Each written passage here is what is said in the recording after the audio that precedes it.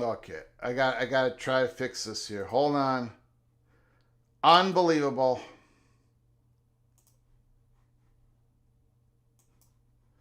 Come on, baby. Come on.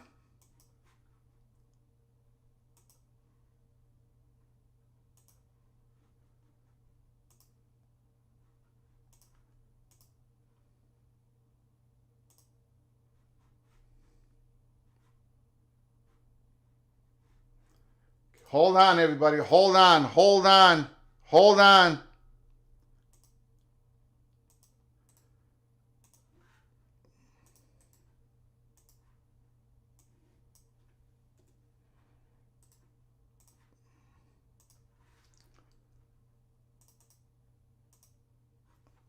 You guys see me, right? We're good, right?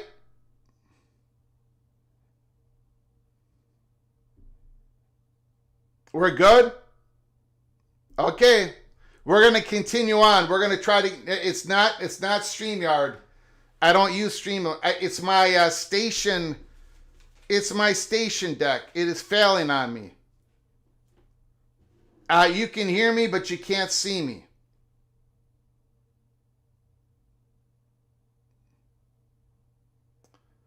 I'm my part is coming in tomorrow.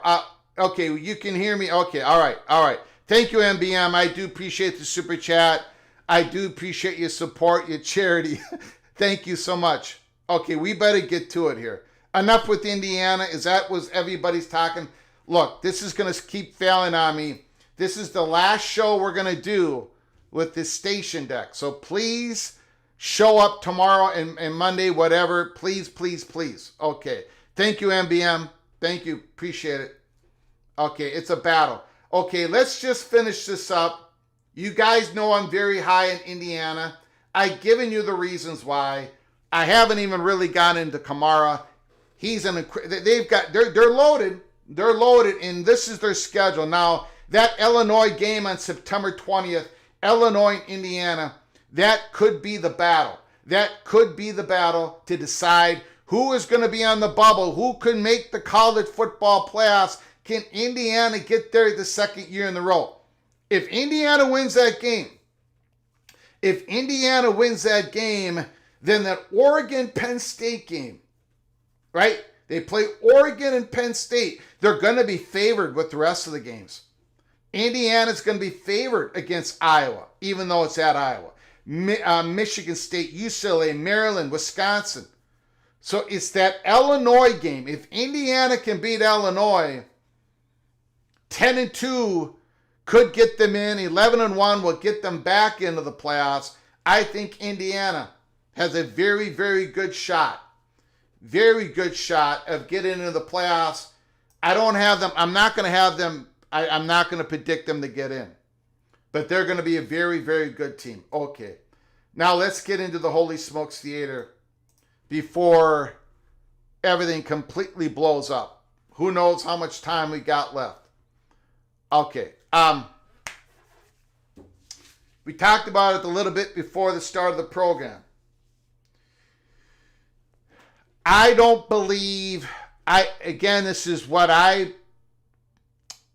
the information, the accumulation of all the chatter behind the curtain, everything that has been told to me is that Southeastern Conference, of course they're going after North Carolina. They've been doing this for quite a long time. Those with interest are in the right spot at North Carolina, and they've begun this at Virginia. We at Peek Around the Corner do not think this is going to go on to 2030. We don't think it's going to go on to 2029. We don't even think this is going to go on to 2028. We believe that there's going to be a notice of withdrawal either before June 1st of 2026 at the latest, before June 1st of 2027. When Scott Hamilton said there's a handshake deal, there isn't. North Carolina has positioned themselves. They continue to position themselves to be the pick for the Southeastern Conference.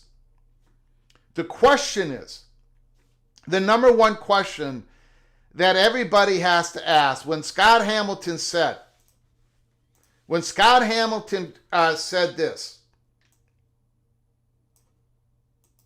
this is on 3.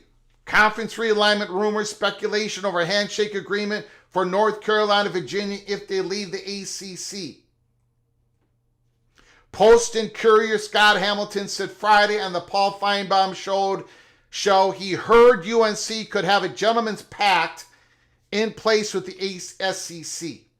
The same person told Hamilton Virginia could also be looking towards the Big Ten. Well, there's no question Virginia is looking at the Big Ten as an option. There's no question that the former president of Virginia would have looked at the Big Ten as more of an option than the SEC. But ladies and gentlemen, what is going on at Virginia is what happened at North Carolina. People with Southeastern Conference interests are moving in. Go look at the Board of Visitors. Google it. Virginia's Board of Visitors. I think they've each got a 4-year term. And it's not like they all have different years, different terms. Look who's moving out. Look who's moving in. The governor of Virginia. Look at who he has appointed to the Board of Visitors. So while, it was Virginia, looking towards the Big Ten, but Virginia, of course, they're going to leave the Big Ten option open, but in our opinion at PATC, Virginia is still most likely to be a partner with North Carolina. We're going to get to that in a moment. Inside Carolina initially reported North Carolina could be looking at an ACC exit. Of course they are. Hamilton indicated the Tar Heels could be the top choice for the SEC. Yes, they are. In our strongly held opinion, we've been talking about it for a very long time. Could be the top choice for the SEC, with Florida State and Clemson vying for the number 2 spot. I actually had a source tell me that North Carolina has a handshake agreement with the SEC. The same source tells me Virginia has one with the Big Ten. I do not believe this is accurate. The same source tells me Virginia has one with the Big Ten. I do not believe that to be accurate at all. And I would not say that North Carolina has a handshake agreement. I would call that North Carolina has positioned themselves to get an invitation from the Southeastern Conference when the time is right for both parties. Scott Hamilton goes on. Hold on here 1 second.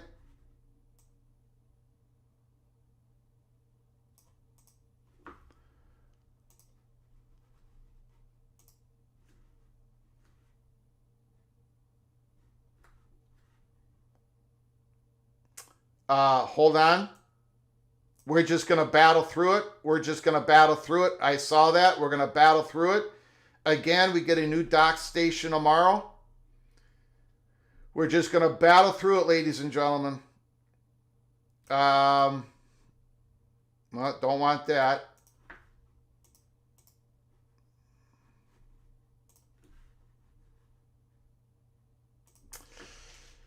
Now, Scott Hamilton did say now it needs some more vetting, some more reporting, but that pretty much says it all.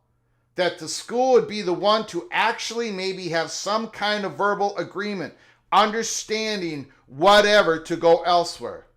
I think it's North Carolina number 1, and then I think it's Florida State Clemson or Clemson Florida State number 2 after that. Okay, we don't have to go into the rest. The other part of the article is old reporting. Okay. Let me quickly tell you where we believe we're at.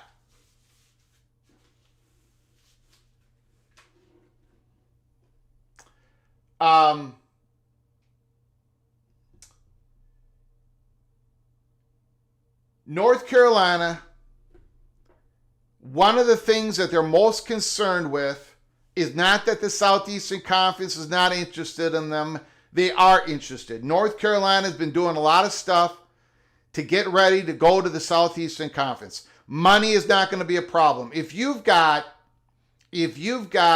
Memphis offering the value of $200 million to go to the ACC, money is not the issue.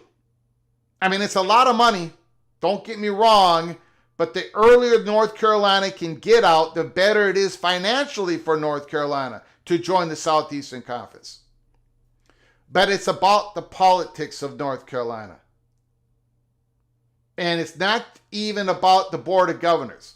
We have believed for quite a while now, over a year, we were told backpack isn't going to be the ACC's future for decades. They've been talking to each other in regards to realignment for decades.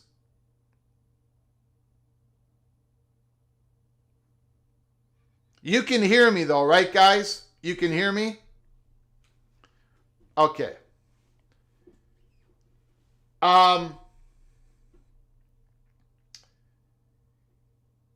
We don't think that is, we don't think, let me cut to the chase since we don't have much time. I'm not changing my prediction. It's not a report. It's just a prediction. We think North Carolina is still going to want Virginia to be next to them when they get out of the conference.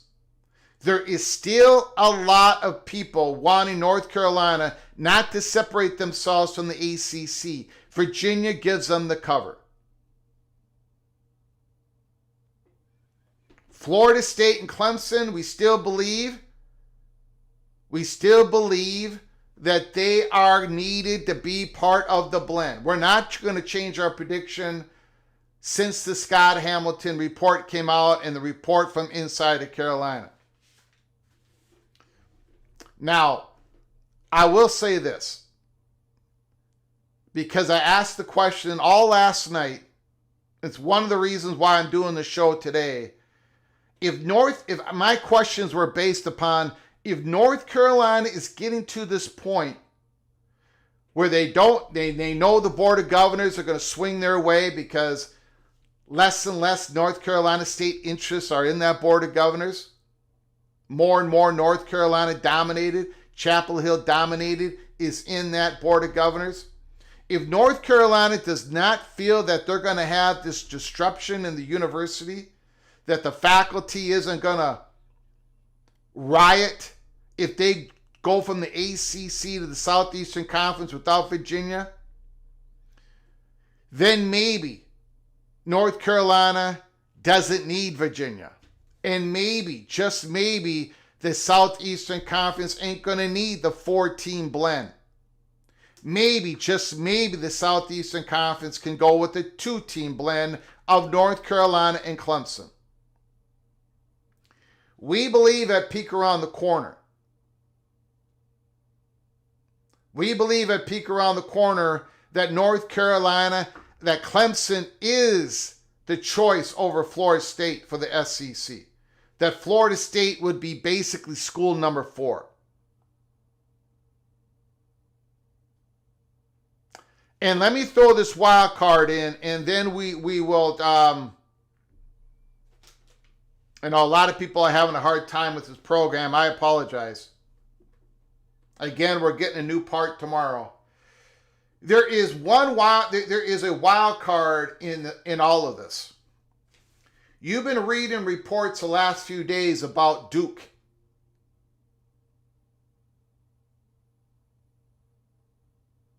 Not about Duke, I'm sorry. about school. It is about Duke, but reports talking about how schools are going to have to offer more in realignment to get to the next conference, to get to a higher ground. You saw the Memphis example. You saw what happened to offer more to get to a Power 2 conference than the Duke Blue Devils. They are loading it up. And that is the big wild card in all of this. You're not, if you are the Southeastern Conference, if you are the Big Ten, what Duke is telling you, and what I'm reporting to you all, is you're not going to have to give Duke the same thing you give North Carolina. You're not going to have to give Duke the same thing you would give to Virginia. You're not going to have to give Duke the same thing you would have to give to Miami in the SEC in the Big Ten. You don't even have to give Duke what you gave to Oregon and Washington. It hasn't been reported on. Not in public. Not in public. Not in public. But it is one of the examples that is percolating out there that certain schools are going to be like, we can offer you so much just for a landing spot. Duke is a massive wild card. A massive wild card. Thank you so much, Cranky Tiger. Again, we're getting the part tomorrow. I appreciate it. Okay, guys, we're gonna end the program. Hopefully you've heard enough of what we did today.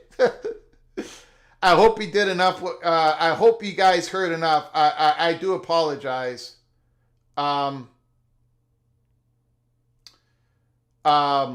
Again, this was gonna happen, but I didn't want to go another. I wanted to go one more day, and then our new part comes in tomorrow. But we are not changing our prediction of the SEC Big Scoop. We're not changing our prediction of Miami going to the Big Ten. And then eventually Notre Dame is going to have to acquiesce. We're not changing our prediction, even though it only has a 1% chance of being correct.